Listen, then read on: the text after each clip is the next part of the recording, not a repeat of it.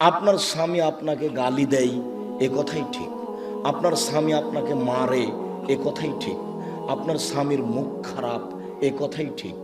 এরপরেও কোনো উত্তর না করে পাথর হয়ে এই সংসার করেন, এটাই আমার পরামর্শ।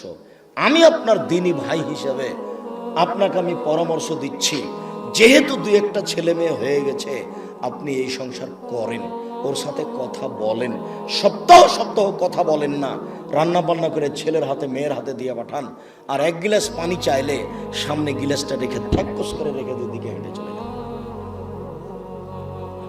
এভাবে সংসার করলে আল্লাহ অসন্তুষ্ট থাকবেন, পরকাল জাহান্নাম হয়ে যাবে। এই সংসার করতে হবে না।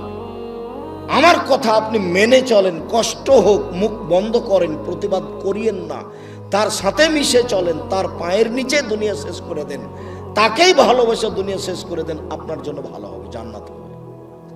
শেষ পর্যন্ত যদি বুঝেন যে সংসার হবেই না, তাহলে এভাবে ঝুলন্ত থাকতে হবে না, আপনি খোলা করে নেন। যে কোনো মহিলা যে কোনো স্বামীর সাথে খোলা করতে পারে যে আপনার সাথে থাকবো না, চেয়ারম্যান সাহেবরা ঠিক করে দেন, কাজী সাহেব ঠিক করে দেন, আমাকে একটা খোলা তালাক লিখে দেন, আমি আমার স্বামীর ভাত খাবো না। আপনি করেন, 1 মাস পরে অন্য জায়গাতে বিবাহ বসেন, কিন্তু ঝুলন্ত অবস্থায় ভাবে থাকিয়েন না। মাস মাস বছর বছর স্বামীর সাথে কথা বলবেন না, এটা ঠিক নয়। কষ্ট করে, গালি সহ্য করে, মায়ের সহ্য করে আপনি চুপচাপ থেকে সংসার মেনে নেন, আপনার জন্য ভালো হবে। যদি শেষ পর্যন্ত বুঝেন যে হবেই না, তাহলে 7 দিন পার করতে হবে না, সংসার বাদ দেন।